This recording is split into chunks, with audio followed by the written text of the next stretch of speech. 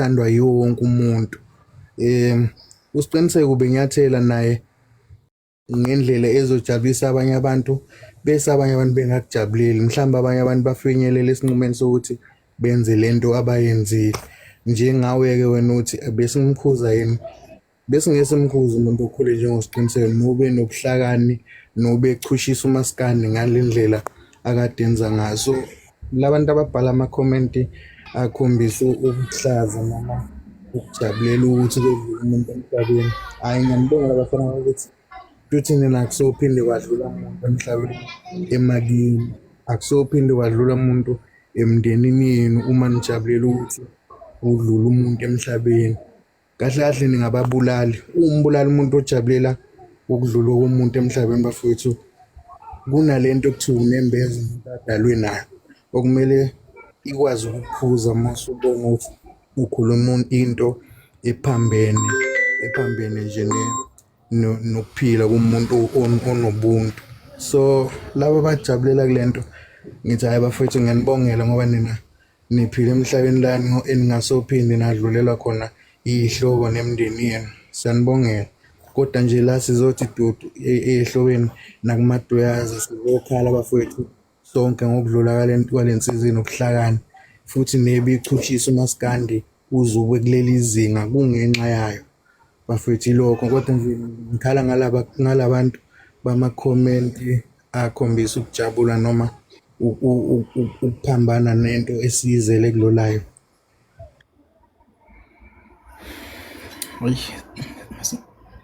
Siyabonga mfowethu, noma singabongi khona lokho kwenzekayo, kodwa nje ukubeka nje mfowethu amagama akho. Umuntu uyajabulela ukuthi omunye umuntu akasekho emhlabeni, okusho ukuthi mhlambe naye ube nesifiso sokuthi ayenze lento esiyenzekile.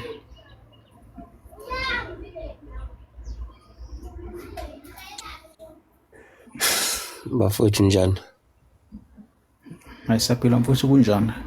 Siyaphila.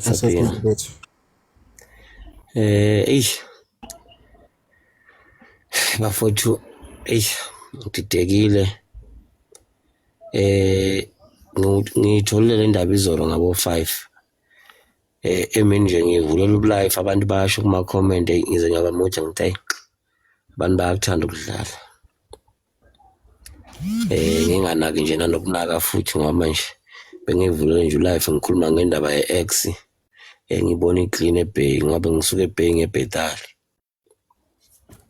Ngithe mangithwala umbiko ngabo-5 ayangibangisahla ngithola bengiba ngophongo lokho ndawo nje samayini. Ngabona ukuthi sekunzima noma ngithi ngingena ku-TikTok sengiyabuka mase sengibona abantu bapostile impela enqombe ngabona ukuthi ayesekho ngathi ngiyabheka kulokhuzana ku-TikTok ukuthi mhlawumbe abantu baqamba amanga ngisazombona live ngabona akekho la nasebusuku ngabo-12 ngivukile ngithi hayi ngizoke ngiyibona le ndoda live cha lutho. Ngiyazele nje la ku-TikTok lensizwa ebeyikhuluma kuningi njengami nje mina kuningi engifundise kona ngomaskande bengingakwazi ukuthi kwenziwa kanjani. Engibhlungu nje ngako bakithi bafowethu inzima lento kangangoba nokudla akungeni nje engikucelayo kwesisele nabo. Cela siqineni bafowethu ekukhulekeni, ukukhuleka kuyasiza.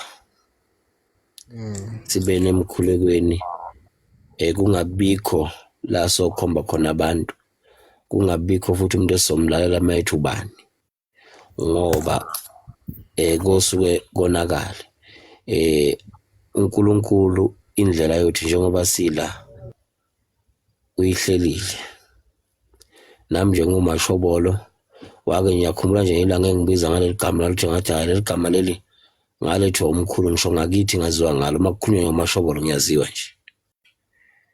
Sahleka nje kodwa nje bafowethu engikucelayo asingakhombini abantu asingathukini abantu la ku TikTok futhi singahlanganisi inkulumo ezingakhulumi. Nami nginendlela yami okuhamba nobani nendlela yakhe yokuhamba. Eyi bafowethu ngiphela umoya. Kumanje nje angikaze ngidle ngilo ngigcina izolo. Engikucelayo nje bafowethu asikhulekeni. Akukho okungandluli. Kanjalo mfowethu. Ngiyabonga bafowethu. Hayi, kulungile bafowethu.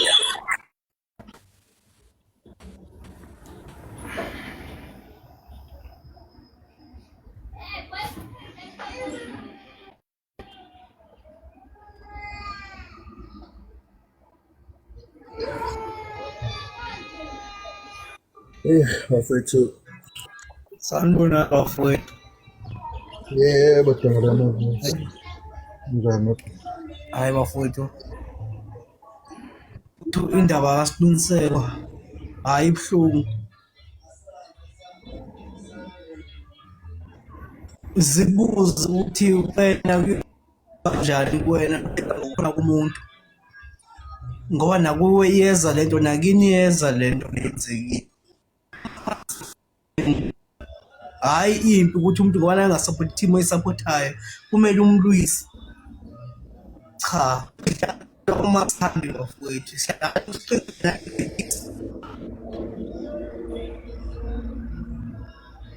hayi vele asimfowethu ngithi uhambe kahle.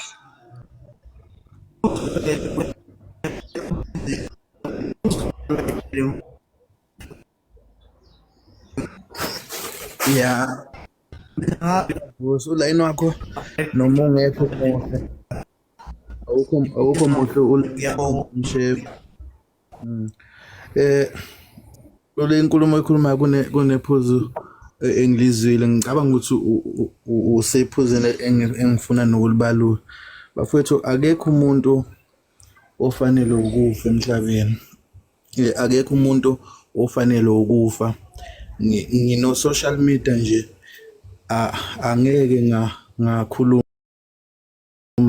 ngendlela ethandwa yonke umuntu ilento ade ngizama ukuyisho.